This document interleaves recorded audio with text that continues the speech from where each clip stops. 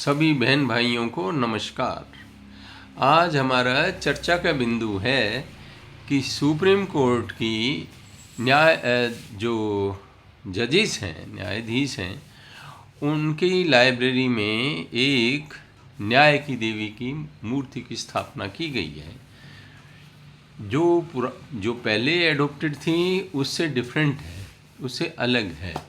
पहले वाली में तो भारतीय परिधान भी नहीं था, उसके हाथ में तराजू था और तलवार था, आँखों के पट्टी बंधी हुई थी, जो उन्होंने शायद ये बताने का प्रयास किया कि न्याय अंधा होता है और सबके साथ बराबरी का सलूक करता है।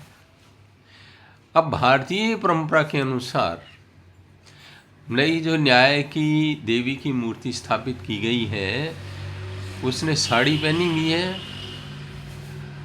हाथ के अंदर तराजू है और संविधान है, आंखें खुली हैं। जहां उसको ये कहा जा रहा था कि न्याय अंधा होता है, सबके साथ बराबरी का सलूक किया जाता है और आंखों के ऊपर पट्टी है। लेकिन इस जो नई मूर्ति स्थापित की गई है उसके अंदर आंखें खुली हैं। आंखें खुली ये शो करता है कि हर पहलू के ऊपर विचार करके, पट्टी बांध करके नहीं, विचार करके, न्याय की तराजू में तोल करके, संविधान में प्रदत्त अधिकारों के अनुसार इस न्यायालय में निर्णय, सुप्रीम कोर्ट में निर्णय किया जाता है और भारत के अन्य न्यायालयों में भी किया जाएगा। तो इसमें कहाँ कुछ फर्क पड़ गया?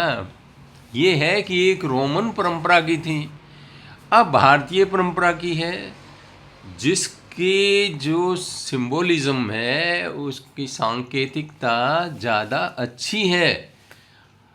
हम कहते हैं आँख खोल के देखो, दिमाग खोल के विचार करो, हमेशा कहते हैं ना, बातचीत में भी कहते हैं। तो भारतीय परंपरा की ये जो मूर्ति है, ये एक अच्छी चीज़ है, ये खराब नहीं है, बल्कि पहले से इम्प्रूव्ड और अच्छी है। वैसे भी अलग अलग देशों की न्याय की देवी अलग अलग टाइप की भी है, कोई ये ज़रूरी नहीं है।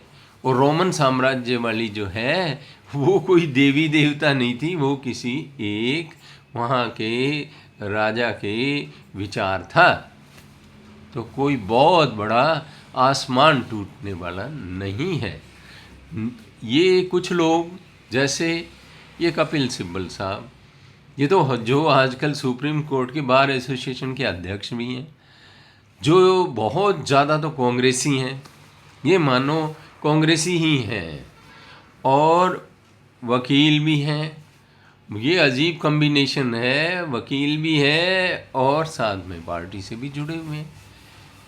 तो जो कुछ वो बोलते हैं तो आम जन में ये मैसेज जाता है कि ये कांग्रेस पार्टी बोल रही है।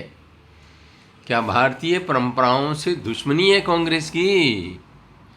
कपिल सिब्बल साहब हर मामले में, राम मंदिर मामले में जाकर के उसको डिले करने में जाके खड़े हो जाते हैं, और इस मामले में भी उन्होंने लेटर लिखा है सुप्रीम कोर्ट बार एसोसिएशन की तरफ से अध्यक्ष पद के आधार पर।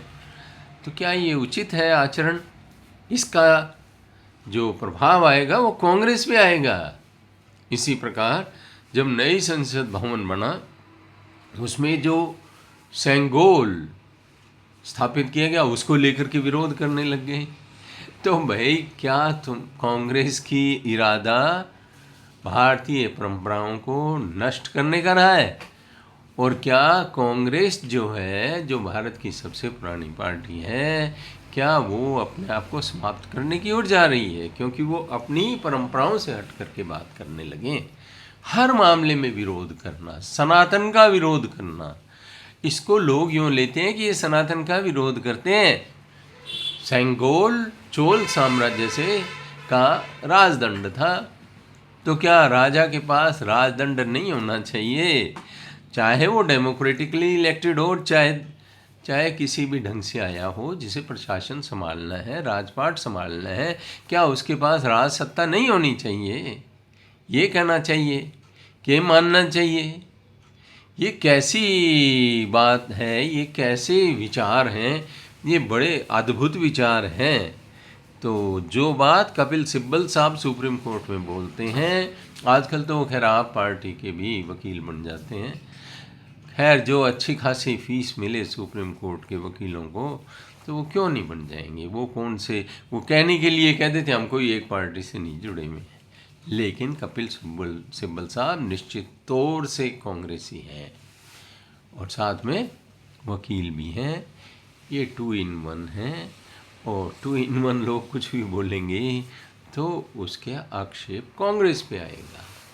तो कांग्रेस समझदारी से काम ले, भारतीय लोगों से विरोध ना ले, सनातन से विरोध न ले और संतुलित व्यवहार को अपनाए। आप लोगों ने सुना, बहुत बहुत धन्यवाद। लाइक शेयर एंड सब्सक्राइब करें।